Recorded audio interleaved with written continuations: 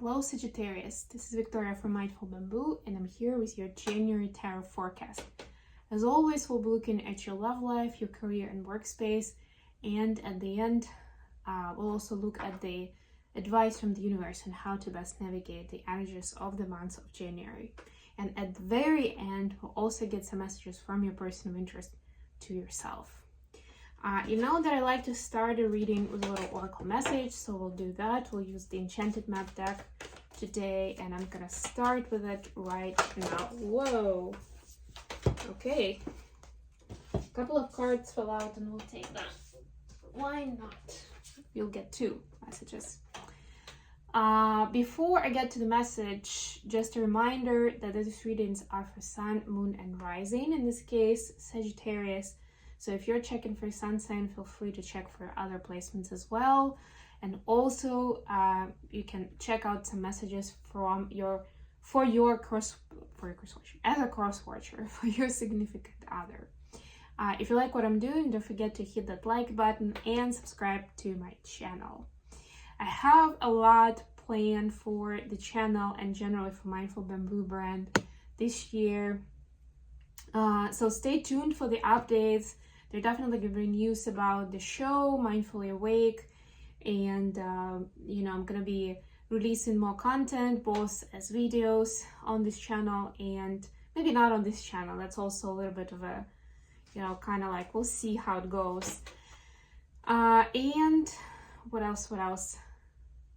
Yeah, there will be more chances to win a personal reading. And yeah, by the way, if you're new, there's more information in the description box on how you can work with me on personal readings and coaching and all kinds of things.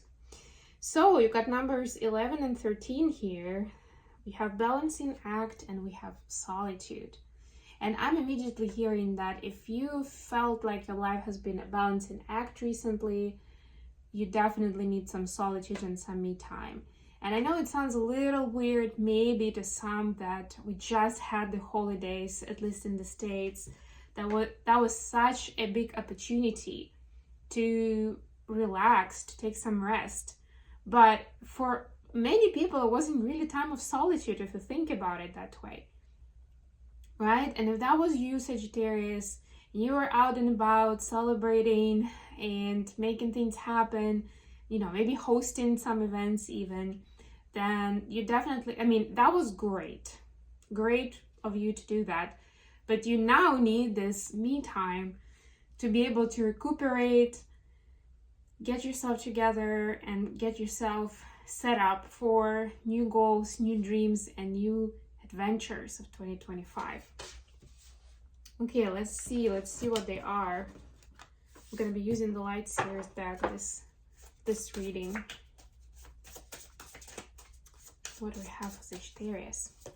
For love life, you have the Hanged Man, which is Piscean energy. We have Ace of Pentacles, and have the Strength. This is Leo. Could be dealing with one of the signs. Then we also have Five of Wands. That's for your career space. Queen of Wands. And Justice. This is Libra. Quite a lot of major arcana so far. And then the advice, Six of Wands. Somebody's stepping into the spotlight. The Tower. Okay, this is Aries energy. And Seven of Pentacles. Yeah, that's the planning that I'm talking about. Bottom of the deck, King of Swords. It's time to get a little more organized. And if you're not that kind of person, because you like to think big, you're a visionary, I'm sure you have that one friend that can always has their little notebook to take some notes, or they have their calendar planned out a month ahead at least, right? Whoever that person is, they are your best friend right now to help figure this stuff out. Of course, there are also lots of apps to get organized. I might actually do a TV show, the Mindfully Awake show, on getting organized and how do you get from like a big visionary kind of level of dreams onto a specific plan of action. That's exactly what you've been asked to do. and you are guided in that direction. So try at the very least not to be resistant to what the universe is putting in for you, because there will be signs, there will be guidances, right? But if you're I mean, you could get resistant to it. You could be doing your own thing, feeling like, okay, I got it, and this is just some nonsense, right? Which will make it a lot more of the hard work than it should be. So be just a little bit careful with that, I would say. In terms of your personal space and relationships, you have the Hanged Man, Ace of Pentacles, and the Strength. So there's nothing here about relationship as such, but you're being asked, since we started talking about solitude and taking me time, it's time for you to reassess, what does abundant life mean for you? What does comfortable life mean for you? In a good way, you know, like comforts of life, the pentacles, you know, the material world. What is that happy life is for you? And you may need to step back to kind of see a bigger picture here with the Hanged Man. Maybe you had a vision from 10 years ago and now it's time to revisit it, considering how much you've learned and, you know, how far you've come. But also show some courage in understanding why certain material aspects of living are important to you, right? And reassess if they align with your goals, with your values in life. Right? That's where the picture may change, and it might be a little scary in the moment, but it's actually for your own good, Sagittarius, because that will allow you to, like, as soon as that new picture, you get the new picture that will resonate with you better, you know, that will be more recognizable, you'll get more excited about it, and it will be easier for you to actually draw that roadmap towards that vision, towards that something, right? It's almost like it gives you that extra jolt of energy immediately, you know, just like from being connected to it, just by saying, I really want this, this is great. In terms of and then of course, if you are in a relationship with someone, make sure that you also share your new vision with your person. But the key emphasis this month is on actually figuring out what that is for you. For your career space, we have Five of Wands, Queen of Wands, and Justice. So this to me is a lot about finding that common ground, or finding that golden medium between where I stand and what I want and what other people want. And other people could easily be the clients or the boss and the management of the company, or even your team, you know, your people who are reporting to you. Or maybe for some of you, I'm hearing it could even be family members, because they are sick and tired of how your job kind of penetrates every aspect of your life, or how little time they have with you because you are a workaholic to some degree, or you keep saying that you can't really, you know, miss that deadline or skip that work, and you just have to spend time outside of work finishing the stuff.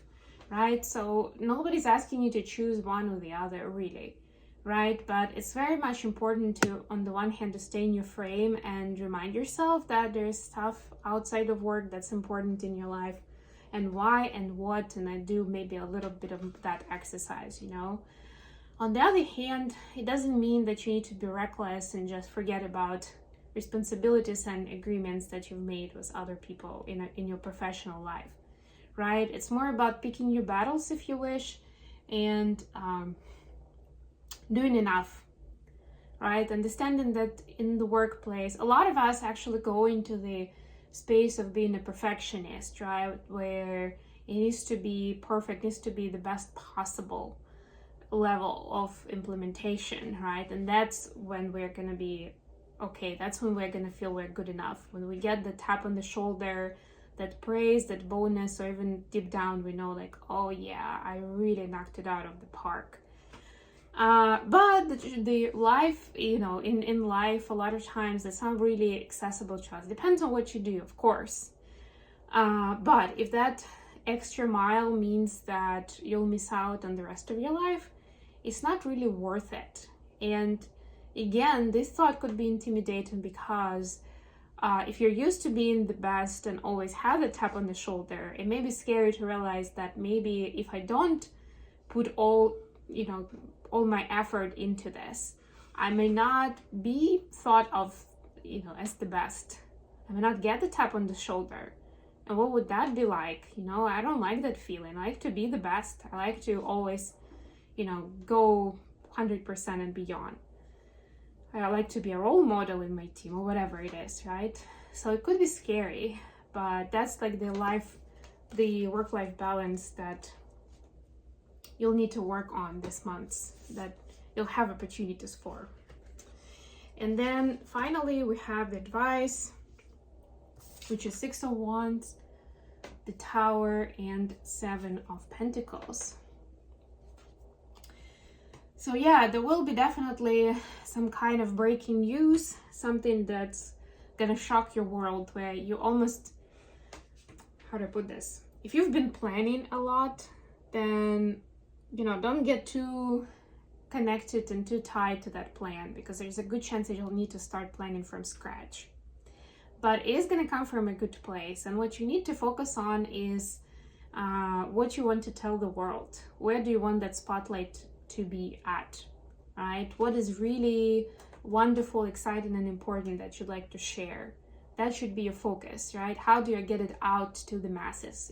Whether it's going to be online, actually setting up an event, maybe stepping up in your workspace where you can address more people and speak about your story or your experience or whatever it is, right? So I want to say don't overthink the Tower moment, but it's easier said than done, of course.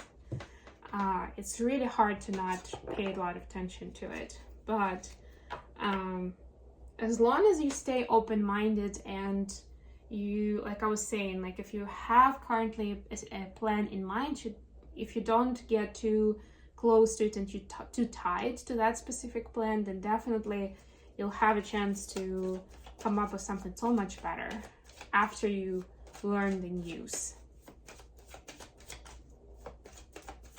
Okay, let's get some messages for Sagittarius from their person of interest.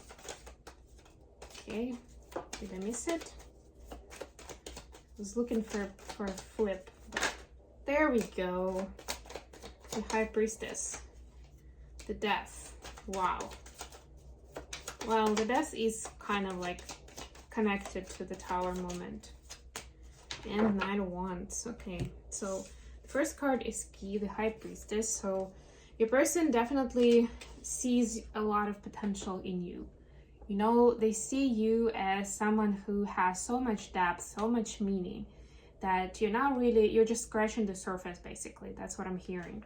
And especially with these cards as clarifications, the Death and the Knight of Wands, your person believes that there is so much more to come for you, but certain old behaviors and patterns need to fall away for you to get excited and to have that space and energy for the new stuff, for almost like rediscovering yourself. And also they see that this will help her discover or maybe up the level of passion in your relationships, and take that however you wish, of course.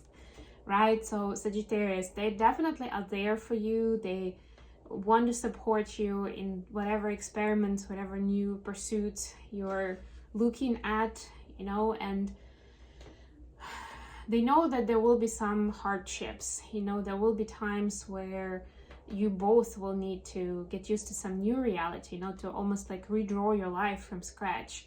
But they want to support you there. They're proud of you. And yeah, they are on your side, they are on your team here. And yeah, just waiting for you to sort of call on them for the help when you're ready to talk, because they have a feeling that there is some stuff that you're still figuring out, that you're not ready to bring to the table. And to me, that's definitely that solitude card that we were talking about at the beginning. So make sure that you do take that time for yourself, and you do your brainstorm, your get your downloads, do your meditation or prayer practice before you go and talk to your person or other people and you start taking steps, right? Like make sure that you've heard the information that you needed to hear. Okay, I'm gonna leave it here. Thank you so much for joining me today, guys. I love you all. Please don't forget to like the video and subscribe to my channel. And until next time.